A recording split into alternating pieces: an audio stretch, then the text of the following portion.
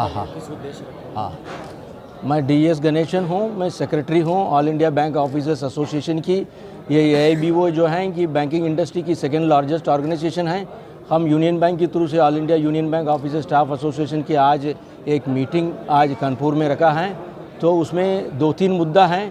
पहला मुद्दा यह है कि जो सरकार की जो मर्जर की प्रपोजल हैं उसके अगेंस्ट में हम लोग लड़ना है, क्योंकि मर्जर हमारे लिए फ़ायदा नहीं, किसी को फ़ायदा नहीं मिलेगा, प्राइवेट आदमी को ही मिलेगा। इसलिए मर्जर के अगेंस्ट में हम लोग लड़ना है, क्योंकि वित्त मंत्री ने बोला कि स्टेट बैंक की तरफ बाकी लोग बैंक को मतलब मर्ज करके 5 बड़ा बैंक बनाने के लिए वो लोग प्रयास कर रहा है, उसके अगेंस्ट में हम लोग लड़ना है।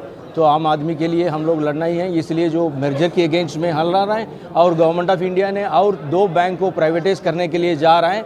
वो बैंक की नाम तो नहीं बताया है, लेकिन जब वो अनाउंस हो जाएगा तो हम उसके ऊपर लड़ना है। और तीसरा मुद्दा जो है कि IDBI जो बड़ा बैंक है उसमें 50,000 करोड़ की जो NPA हैं वो बड़े कारपोरेट वालों का लोन है।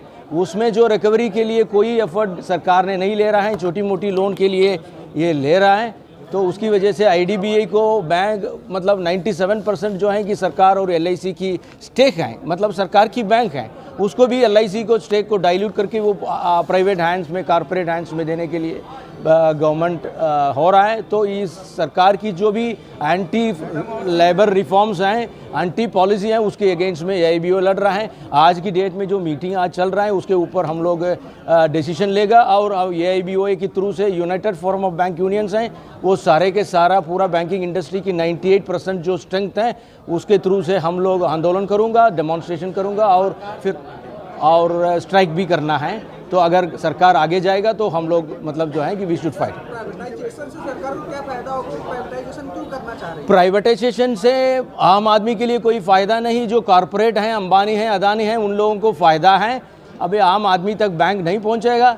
और प्राइवेट बैंक अगर होता है, हम लोग अंदर ही नहीं जा सकते। हमारा सेविंग्स किया, हमारा पैसा जो बैंक में है उसका भी सिक्योरिटी भी नहीं है। तो इसलिए आप सोच सकते हैं कि हमारी आम आदमी की जो पैसा लाखों करोड़ों रुपया जो बैंक में है, हम लोग उसका सेफ्टी के लिए हम लोग रखा है।